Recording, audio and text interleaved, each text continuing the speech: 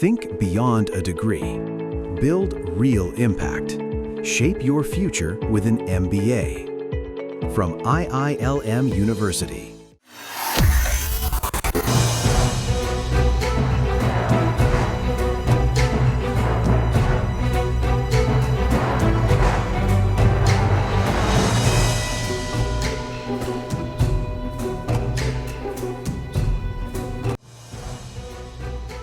मुंबई की राजनीति एक बार फिर सवालों के घेरे में है।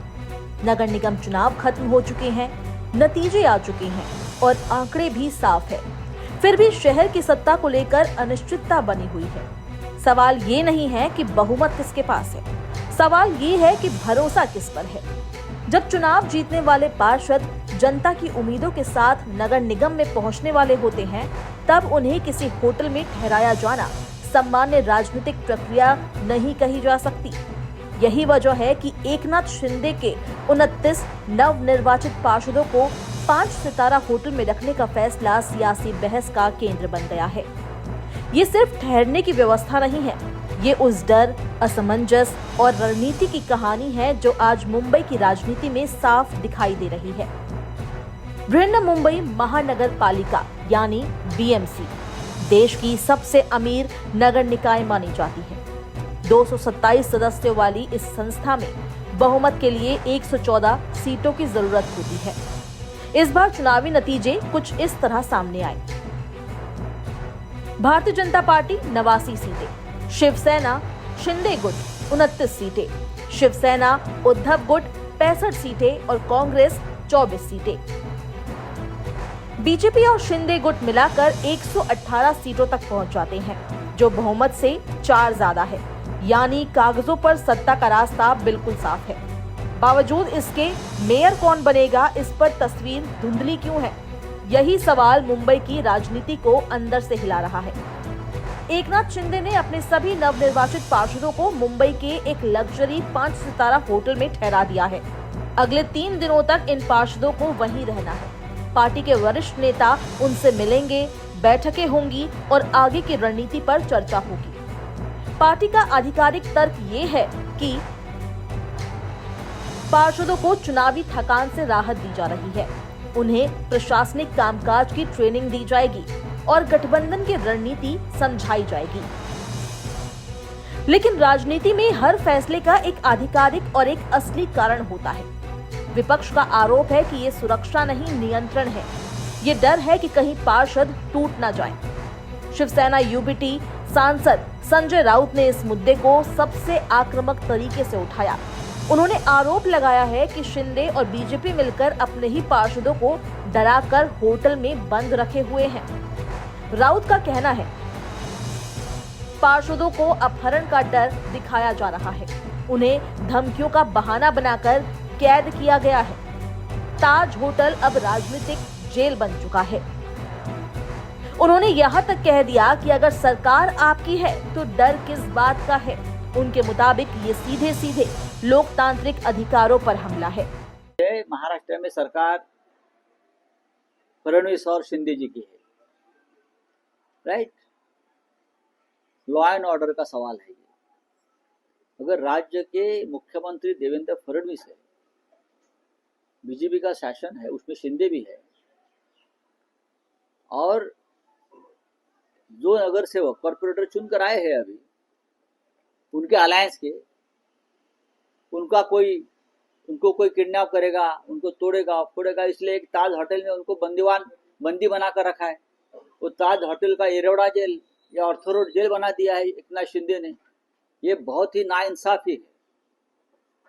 जो 29 या 25 लोग जो वहां बंद करके रखे हैं, उनको तुरंत वहां से छोड़ना चाहिए, मुक्त करना चाहिए। ये उनके अधिकारों पर हमला है। मुख्यमंत्री ने आदेश देना चाहिए पुलिस आयुक्त को कि वो जो कैद खाना बना है ताज होटल में, वो जाकर वो ताला तोड़ दो और जो डर के मारे जो 29 लोग वहां बंद करके रखे हैं उनको छोड़ दो। इस बीच उद्धव ठाकरे ने इस पूरे घटनाक्रम पर एक रहस्यमय बयान दिया। उन्होंने कहा कि अगर देव चाहेंगे तो मुंबई में हमारा मेयर बनेगा। इस एक वाक्य ने सियासी चर्चाओं को और तेज कर दिया। जब यही सवाल मुख्यमंत्री देवेंद्र फडणवीस से पूछा गया तो उन्होंने चुटकी लेते हुए कहा, कौन से देव, ऊपर वाले या मैं? इसके बाद उन्होंने स्पष्ट किया कि ऊपर वाले की इच्छा भी यही है कि महायुति का मेयर बने। ये बयान दिखाता है कि राजनीति अब सिर्फ आंकड़ों की नहीं बल्कि प्रतीकों और संदेशों की भी लड़ाई बन चुकी है। मुंबई के बाद दूसरी महत्वपूर्ण महानगर पालिका शिंदे के गृहनगर ठाणे की है, जहां 131 सदस्यों के सदन में शिवसेना को 75 और भाजपा को 28 सीटें मिली है। यहां शिंदे की पार्टी अकेले ही अपना मेयर बना सकती है। ठाणे में भाजपा नेता शिंदे के साथ मिलकर चुनाव लड़ने के बावजूद अब सत्ता में उनके साथ रहने के बजाय विपक्ष में बैठना चाह रहे हैं, जबकि मुंबई में शिवसेना की सिर्फ 29 सीटें होने के बावजूद मेयर पद पर उसके नेता दावा ठोकने लगे हैं। ये स्थिति उसी कड़वाहट को जन्म दे सकती है जैसे पिछले वर्ष विधानसभा चुनाव परिणाम आने के बाद शिंदे के मुख्यमंत्री पद के लिए अड़ने से पैदा हुई थी। उस समय भी शपथ ग्रहण के दिन तक एकनाथ शिंदे अपनी स्थिति स्पष्ट नहीं कर रहे थे कि वो उप मुख्यमंत्री पद के लिए शपथ लेंगे या नहीं। अंतिम क्षणों में उन्हें मनाया जा सका था और तब उनका नाम शपथ ग्रहण करने वालों की सूची में शामिल किया गया था। यदि पुनः एकनाथ शिंदे वैसी ही स्थिति मुंबई के मेयर के लिए पैदा करते हैं तो न सिर्फ निकाय स्तर पर बल्कि राज्य सरकार के स्तर पर भी साझा सरकार में उन्हें मुश्किलों का सामना करना पड़ सकता है। बीएमसी का मेयर पद सिर्फ एक संवैधानिक पद नहीं है, ये राजनीतिक प्रतिष्ठा का प्रतीक है। 3 दशक तक उद्धव ठाकरे की शिवसेना ने इस पर कब्जा रखा। अब हार के बाद भी वे इसे छोड़ने को तैयार नहीं दिखते।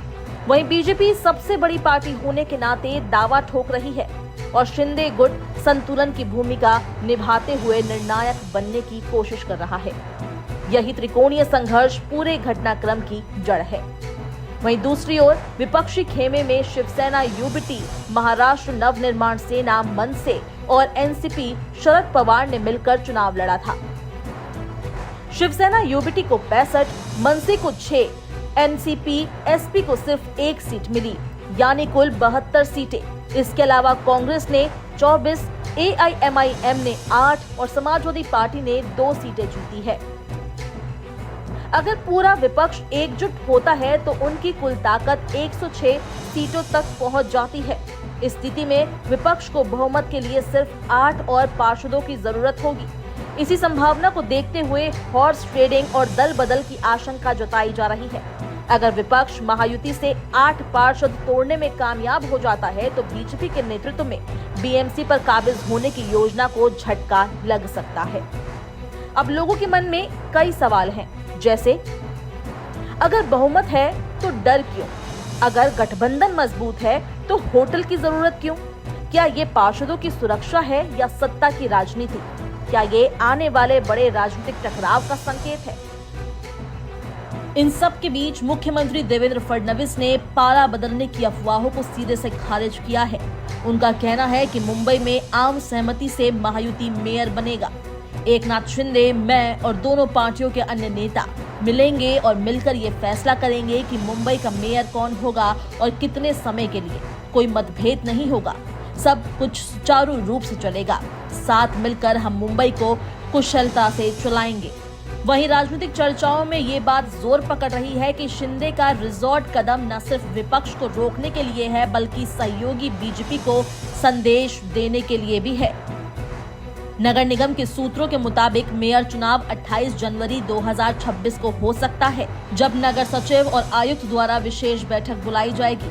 चुनाव सदन में पार्षदों के मतदान से होगा। अब इस पूरे घटनाक्रम का सबसे बड़ा संदेश यही है कि सत्ता का गणित भले ही पूरा हो, भरोसे का समीकरण अभी अधूरा है। होटल में बंद पार्षद, आरोप प्रत्यारोप और रहस्यमय बयान, ये सब इस बात की ओर इशारा करते हैं कि मुंबई की राजनीति एक नाजुक मोड़ पर खड़ी है। आने वाले दिनों में ये साफ होगा कि ये डर अस्थायी था या आने वाले तूफान की आहट।